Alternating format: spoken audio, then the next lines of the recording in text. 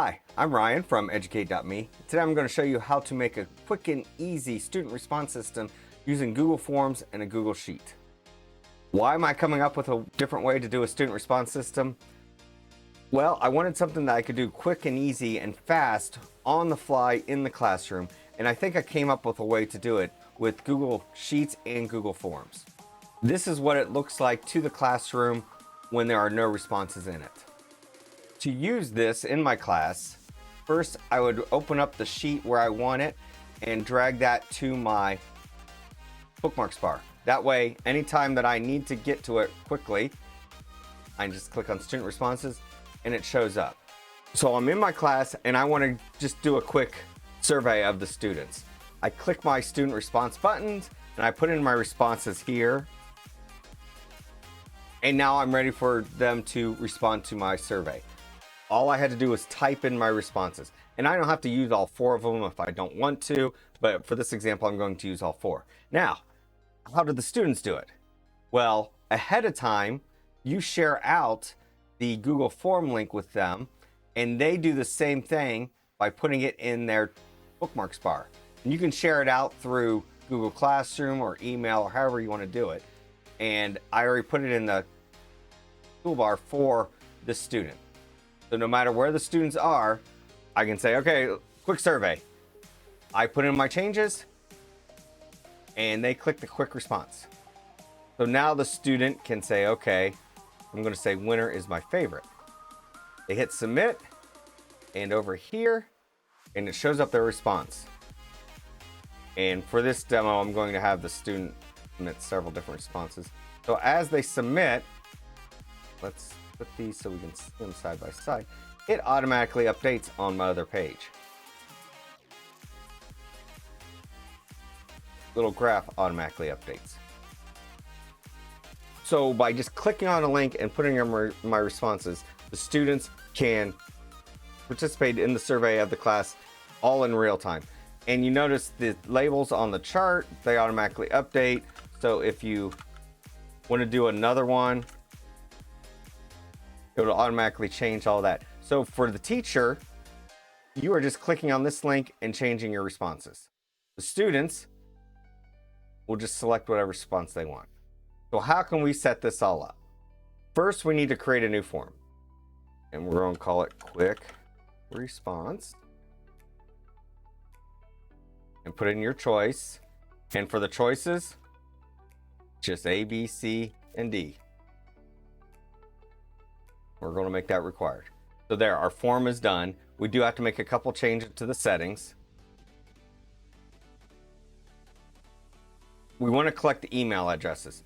That way, if a student is screwing around, you know exactly, hey, Johnny, stop putting in 3 responses. Because there is a limit. You can't say limit them to 1 response because they're using the same form every time. So if you do the collect email addresses, then you know who's putting it in. And see where it says limit to 1 response, we want to make sure that's turned off. We don't want them to be able to edit. We don't want to send them a copy of the responses because they're going to be using this a lot. We're going to restrict it to our organization. Show link to submit another response. That way they can leave it up and they can do it several times. Yes, we want to collect email addresses. And this, we only have 1 question where we made it default. So now our form is set up. And our link to the form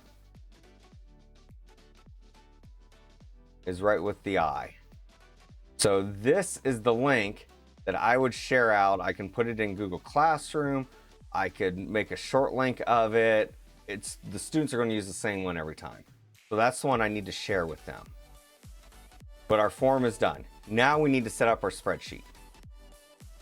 So under responses, we need to create a spreadsheet.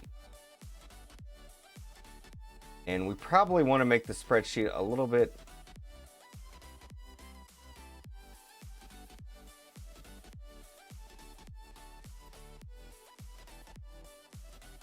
we don't want to leave it untitled. So I'm going to say create a new spreadsheet.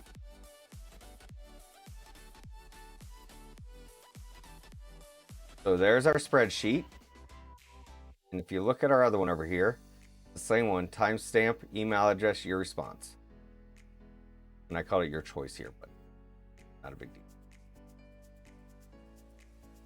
Now, here's our responses from our regular spreadsheet. And this is the sheet that has our form. I'm going to share this sheet out. So this sheet's going to be down in, there's going to be a link to it down in the description. Because the one we're setting up here, we need this sheet here put into it.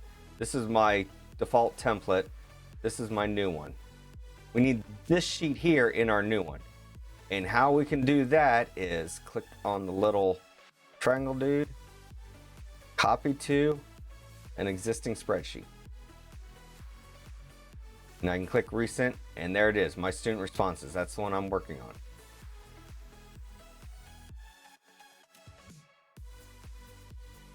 Now you'll see I have that already in there. And I'm ready to go. I can now save a link to this. Let me get rid of this old one so we can get rid of that old one. So here is my new one. And I haven't saved this form yet because it's... So little Johnny over here is going to use my new one.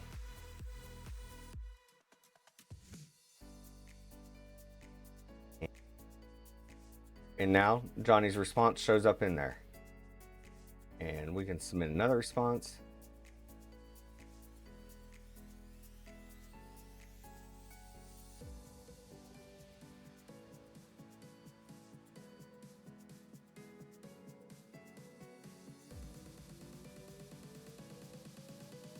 There's one other caveat with this student response system.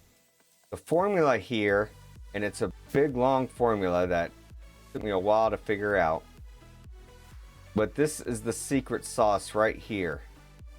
It's looking for the max date in the responses and then subtracting about 7 minutes from that date. So it's going to group all of your responses within 7 minutes. So if you have, the students can only respond with that within that 7 minutes. Outside of it, they won't show up. What do I mean by that? So it looks for the max number, which is going to be 338.07, and then it's going to subtract 7 minutes from that. So it's going to go back to 331. Anybody else that hasn't put it in with that 7 minutes is not going to show up. But that also means I cannot do a new survey until at least 7 minutes has passed here. So I cannot do a new survey until 3:45, and then it'll let me do a new survey. So that was my quick and dirty student response system in Google Forms and Google Sheets. Try it out, see if it works for you. If you like this video, be sure to hit like down below and subscribe to the channel. Stay classy.